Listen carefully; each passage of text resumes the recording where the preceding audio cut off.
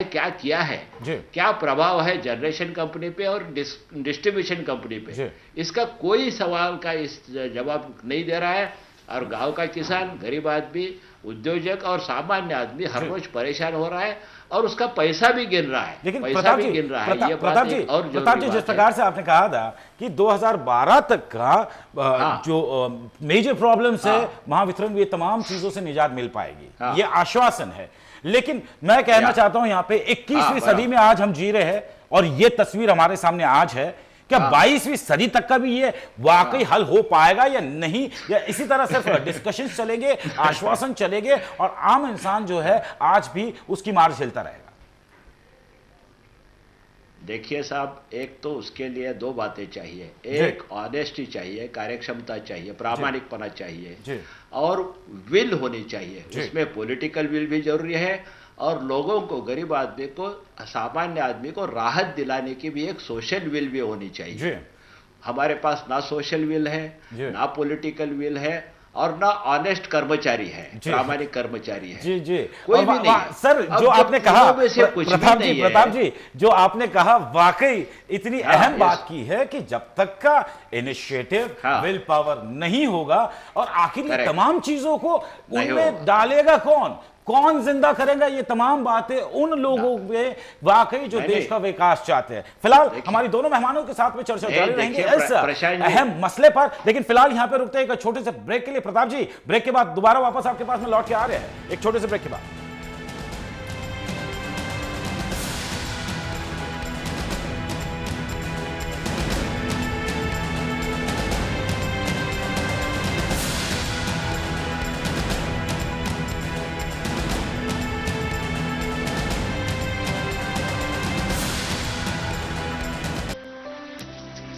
ये भरोसा बड़ी खूबसूरत चीज है, ये कहीं मिलता नहीं, ये कमाना पड़ता है और बरसों लग जाते हैं इसे कमाने, पर जब आता है तो क्या आता है, चैन की नींद आता है, नर्म रजाई सा है ये भरोसा, मां की प्यार से, अंगद के पांव सा, निडर है, बुलंद है, बेफिक्र है, भरोसा 24 खूबसूरत गीतांजलि, भरोसा 46 साल का। जब प्यार का हो एहसास तब दीवारें भी हो जाएं खास, जहां रंग भी आपसे करें बात और अपने बन जाएं आपके जीने की आस। खूबसूरत दीवारों का राज वॉलप्लास्ट वॉल पुट्टी, पुट्टी ऐसी जो दे सच्चे रंग।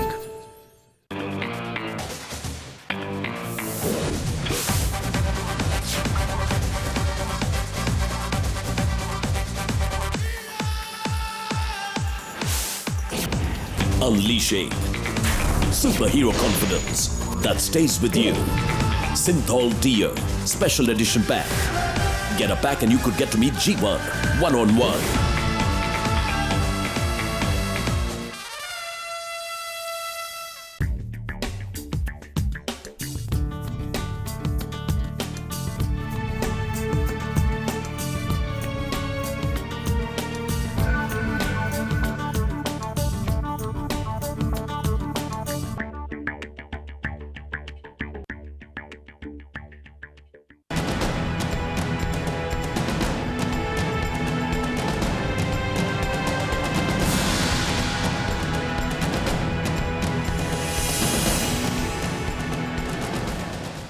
ब्रेक के बाद एक बार फिर आप तमाम दर्शकों का स्वागत है। हमारी चर्चा जारी है अपने दोनों मेहमानों के साथ में, लेकिन शुरुआत करता हूं मैं विवेक जी आपसे।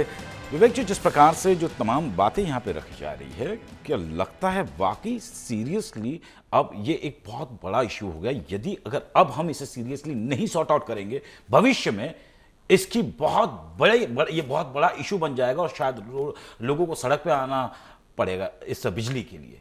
क्या उस दिन का इंतजार है लोगों को? लोग तो आज ही सड़क पे आ गए हैं जी। अब लोग आएंगे ऐसा हमें कहने की जरूरत नहीं है। जैसे मैं अभी मुंबई के नज़दीक में रहता हूँ, वसई में, मेरी कॉन्स्टिट्यूएंसी मुंबई को लग के है। मुंबई में हम आते हैं, मैं अब जब मुंबई से आया तब रास्ते पर सब जगह होर्डिंग्स लगे हुए हैं मॉल्स में सब पूरी तरह से रोशनाई है। तो यहाँ पर हमने संविधान में तो कहा कि equal justice and equality before law. मैं ये पूछना चाहता हूँ सरकार से, क्या ये इक्वालिटी है कि मुंबई में होर्डिंग्स और मॉल को 24 घंटा रोशनाई है और वसई में जहां हम बी कैटेगरी में हैं, मेरी कॉन्स्टिट्यूएंसी, जो 4 घंटे के ऊपर वहां पे कटौती नहीं होनी चाहिए।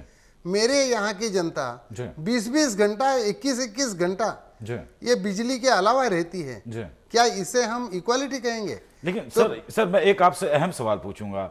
आप एक विधायक है, आप अपने कॉन्स्टिट्यूशन से चुन के आए हैं, आपको तो एक प्लेटफॉर्म है, कम से कम आप विधानसभा में अपनी बातों को रख सकते हैं, लेकिन आम इंसान अपनी बातों को कहां रखेगा? बावजूद इसके आपके खुद क्षेत्र में इतना बड़ा प्रॉब्लम है, तो आम इंसान का प्रॉब्लम कैसे सॉल्व होगा सर? नहीं, सवाल तो यही है कि आम जनता, आज हमारी जो लोकतंत्र है वो प्रतिनिधि के द्वारा चलाई जा रही है।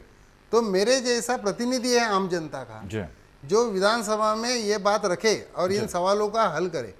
अब विधानसभा को 75 साल हो रहे हैं। मैं इस माध्यम से, हालांकि ये विषय नहीं है, लेकिन हमारी लोकतंत्र की नींव कमजोर हो चुकी है कि हम कितना भी विधानसभा में बोले चिल्लाएं, कितना भी सवाल सरकार से करें, कोई उसके ऊपर असर होने वाला नहीं है। हम सरकार को जब विधानसभा के द्वारा चुन के देते हैं तब विधानसभा का अस्तित्व खत्म हो चुका है और सरकार ही विधानमंडल बन चुकी है। यह आज की हालत है। तो आम आदमी का प्रतिनिधि जहां पे है वो फोरम भी आज इनसफिशिएंट और होते मैं देख रहा हूं। क्या बात ये, लेकिन यहाँ पर प्रताप जी मैं आपसे जानने की कोशिश करूंगा, विवेक जी को आपने सुना, इसी में मैं चाहूंगा थोड़ा इजाफा आप भी करें।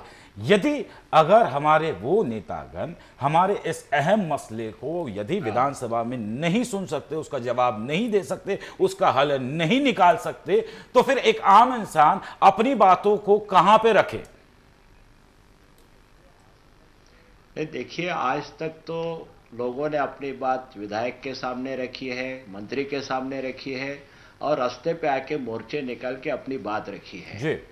एक कानून के हिसाब से नया एक आयोग बना है, electricity regulatory commission. Regulatory commission के सामने हम ग्राहक बन के जाते हैं, हम अपने सवाल रखते हैं, रेगुलेटरी कमीशन कुछ ऑर्डर्स देता है जी। मैं एक बात लोड शेडिंग के बारे में आज के बताना चाहता हूँ। प्लीज बताइए कि रेगुलेटरी कमीशन ने जी सोशल जस्टिस के हिसाब से इक्विटेबल डिस्ट्रीब्यूशन का एक फॉर्मूला बनाया कि जिसमें गांव के किसान को कम से कम खेती के लिए 10 घंटा बिजली देनी चाहिए। बाकी एरिया में जहां लोड शेडिंग है वहां लॉसेस के हिसाब से, कलेक्शन एफिशिएंसी के हिसाब से उनका लोड शेडिंग कम ज्यादा होता रहेगा। लेकिन वो जो इक्विटेबल डिस्ट्रीब्यूशन कमीशन ने किया उसका भी अमल नहीं होता है। आज गांव की, देहात की और सामान्य जनता ये कहती है, लोगों को मालूम है कि शॉर्टेज है, लोग जानते हैं कि पूरा 24 घंटा बिजली नहीं मिलेगी, लोग ये भी जानते हैं कि 2 घंटा सफर करना पड़ेगा या 6 घंटा भी सफर करना पड़ेगा, लोग सफर करने को तैयार है। लोगों की उम्मीद क्या है? उम्मीद ये है कि हमारी खेती है, उत्पादन के लिए हमको बिजली चाहिए, हमारा उद्योग है, उद्योग के लिए बिजली चाहिए, और कम से कम जो जाहिर होता है, डिक्लेयर होता है कि भाई 18 घंटा है, 12 घंटा है, 8 घंटा है, उतने घंटे तो कम से कम सही ढंग से क्वालिटी सप्लाई होना चाहिए। सर, जिस प्रकार से आपने जिक्र किया, मैं चाहूंगा इसी मुद्दे पर प्रताप जी, विवेक जी अभी हमारे साथ इस मसले पे बात करें। विवेक जी, जिस प्रकार से यहाँ पे कहा गया है, जैसे आम इंसान आज वाकई त्रस्त परेशान है। कई ऐसी घटनाएं, लातूर में एक शख्स ने लोड शेडिंग के चलते आत्महत्या करने की कोशिश की, चाहे औरंगाबाद हो, लातूर हो, बुल्डाना हो, सांगली हो, सातारा हो, यानी कई ऐसे जिलों में बिजली के कार्यालय की तोड़फोड़ की गई है, यानी दैट इज पब्लिक प्रॉपर्टी का नुकसान भी हुआ है। अब ऐसे में एक प्रेशर आम इंसान बनाने की कोशिश कर रहा है, सरकार आश्वासन दे रही है, इस बीच की कश्मकश को आप किस दृष्टिकोण से देख रहे हैं कि अब ये जो मुद्दा है ये किस दिशा में जाते नजर आ रहा है आपको? जैसे ये अलग अलग जगह की बातें आपने बताई जी, मैं ज़्यादा दूर न जाते हुए मैं वसई नाला सोपारा की बात प्लीज कि अभी इसी हफ्ते में वसई और नाला सोपारा में भी लोगों ने अब ये MSEB के दफ्तर, महावितरण के दफ्तर तोड़े हैं। ये आम जनता त्रस्त होती है। मैं कहूँ आपको 3-3 बजे तक रात को, जब मेरे घर में भी बिजली नहीं है, मुझे लोगों को ये जवाब देना है। मैं क्या जवाब दूं? जो हमारे ऊर्जा मंत्री कह रहे हैं, उप मुख्यमंत्री कह रहे हैं कि तेलंगाना की वजह से नहीं, ओडिशा की वजह से नहीं, फ्लड की वजह से नहीं, क्या जवाब, वो जवाब मैं अपने मतदाताओं को दूं? उनको शांत मैं करूं तो भी कैसे करूं मैं, यदि लोग मानो बहुत ही परेशान होके, चलिए लोग परेशान रात वहां पे आ रहे हैं जी, लोग परेशान है। चलते चलते मैं आखिरी सवाल प्रताप जी आपसे पूछना चाहूंगा। प्रताप जी, वक्त की पाबंदी है मेरे पास, इसके लिए मैं आखिरी सवाल आपसे पूछना चाहूंगा। 64 साल आजादी के बीत जाने के बाद भी आज भी यही मसला है, क्या ये मसला आम इंसान की परेशानी, बिजली से निजात इस महाराष्ट्र के उस आम इंसान किसान को मिल पाएगी या नहीं, या इसी तरह ये सिलसिला चलता रहेगा? संक्षेप में देखिए, अगर पॉलिटिकल विल है जी, कुछ काम करने की एम्बिशन है और लोगों के सवाल हल करने की अगर तैयारी है, प्लानिंग है, और ये सबको जोड़ के अगर आने वाले 4-5 साल काम किया जाएगा तो शायद 2015 साल तक ये प्रॉब्लम सॉल्व हो सकते हैं। हो सकता है। चलिए, आपने आश्वासन दिया, गवर्नमेंट काम कर रही है। जी बहुत बहुत शुक्रिया प्रताप जी। लेकिन 6 साल लगेंगे, जैसे ऊर्जा मंत्री बोलते हैं वैसे 1 साल में कुछ होने वाला नहीं, कोई करिश्मा होने वाला नहीं। चलिए, कोई करिश्मा होने वाला नहीं, जिस प्रकार से ऊर्जा मंत्री जो आश्वासन दे रहे हैं। लेकिन चलते चलते विवेक जी आपसे भी, क्या वाकई लोड शेडिंग या जितने भी अहम मसले, चाहे आम इंसान हो या किसान हो या फिर व्यापार जगत के, उद्योग जगत के लोग हो या शहर हो या ग्रामीण हो, आखिरकार इस मसले को एक विधायक के नाते आपने बार बार रखा है कि वाकई इसका आने वाले दिनों में इन नेताओं के अंदर जो बदलाव की बात हमने की यहां पर, क्या उनमें परिवर्तन आएगा? क्या वो सच्चे और साफ दिल से लोगों के बीच में जाएंगे उनकी प्रॉब्लम्स को सॉल्व करने या नहीं? आपको सच कहूं तो मैं ये नहीं देख रहा हूं कि हमारे जो राजनेता हैं वो कुछ सबक सीख रहे हैं। मैंने बताया कि ये मामला ऐसा नहीं है कि जो हल नहीं हो सकता। हमारे आज की कैपेसिटी का फुल एफिशिएंसी के साथ हम यदि उस एफिशिएंसी को इस्तेमाल करें और प्रोडक्शन ठीक से निकाले, ट्रांसमिशन लॉस को रोके और इक्विटेबल डिस्ट्रीब्यूशन जैसे प्रताप जी ने बताया, उस तरह से हम करें तो लोगों को राहत हम दे पाते हैं। लेकिन हम ये देने की राजनीतिक इच्छा शक्ति नहीं रखते क्योंकि हमारे वेस्टेड इंटरेस्ट है। हम ये पूरी सरकारी चल रही कंपनियों को बेचकर वहां पर प्राइवेटाइजेशन करना चाहते हैं और फिर प्राइवेटाइजेशन में जैसे आज हम 9 रुपया 10 रुपए में बिजली खरीदते हैं, वैसे लोगों की हाल बदतर करने के तरफ हम बढ़ रहे हैं, ये मुझे साफ दिखाई दे रहा है। चलिए, बहुत बहुत शुक्रिया विवेक पंडित जी आपका, प्रताप होगाड़ी जी आपका भी बहुत बहुत शुक्रिया। और चलते चलते मैं चाहूंगा कि भगवान इन राजनीतिकों को कम से कम सुबुद्धि दे, उनकी आत्मा को झंझोड़े, कम से कम ईमानदारी से, दिल से वो लोगों की मुश्किलात को जाने। आज पूरा महाराष्ट्र जिस प्रकार से बिजली की मार से झेल रहा है, एक आम इंसान, आम किसान से लेकर शहर तक का, अब ये पूरी की पूरी हवा चली है, क्या वाकई इस हवा को ये रोक पाएंगे या नहीं, या फिर ये हवा जो है आंधी की तरफ अब रुख करने वाली है? आंकड़े इतने हैं कि वाकई आम इंसान भी चौंक जाएगा और सरकार भी। लेकिन क्या इन आंकड़ों को ये साफ कर पाएंगे या नहीं, ये एक अहम मसला है। बहुत बहुत शुक्रिया आप दोनों मेहमानों का। और छोड़ जाता हूं मैं आपको बड़ी बात में, फिलहाल मुझे दीजिए इजाजत, लेकिन छोड़ जाता हूं मैं अपनी सहयोगी नाज़मा सिद्दीकी के साथ आपको किसी और एक अहम मसले पर, वो भी आपके साथ में बोले। मुझे दीजिए इजाजत, सारा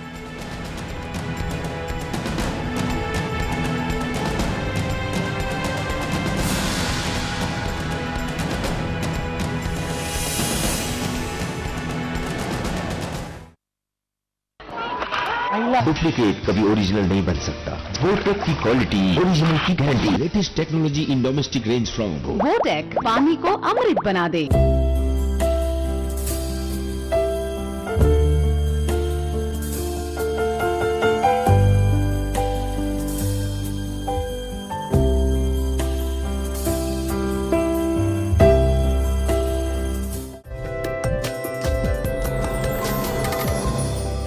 चौबीस कैरेट शुद्ध सोने से बनी फॉर्मिंग ज्वेलरी, स्वर्ग।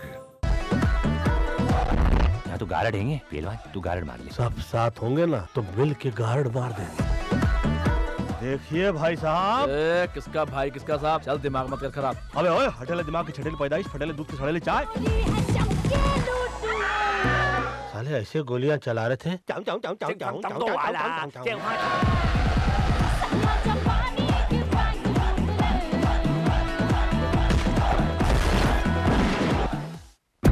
4 साल पहले जो आए थे आपसे वोट मांगने, 4 साल पहले उन्होंने किए थे आपसे वादे तमाम, तो हो जाएगी ना। 4 साल पहले जिन पर आपने किया भरोसा, 4 साल पहले जिन्हें आपने दी सत्ता की कमान, उस नगर सेवक ने कैसा किया काम। आइए आज लेते हैं उस नगर सेवक के काम का इम्तिहान। देखिए पार्षद की परीक्षा रोज सुबह 10 बजे, दोपहर 2 बजे, शाम 5 बजे, रात 8:30 बजे, सिर्फ समय मुंबई पर। खून, चोरी, डकैती, अपहरण, धोखाधड़ी, हफ्ता वसूली, जुर्म और गुनाह का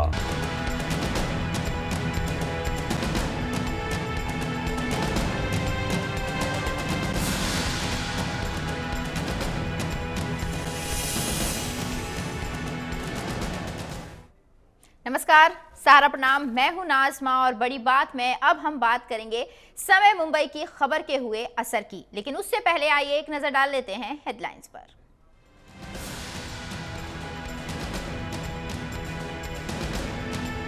लोड शेडिंग को लेकर राजनीति तेज, राजनेताओं का एक दूसरे पर आरोप प्रत्यारोप। अजित पवार ने दिया आश्वासन, अक्टूबर के अंत तक निकलेगा हल। समय मुंबई की खबर का हुआ असर, घाटकोपर के मुक्ताबाई अस्पताल पर होगी कार्रवाई। बीएमसी की स्थायी समिति का आदेश, गलत रिपोर्ट देने पर कार्रवाई।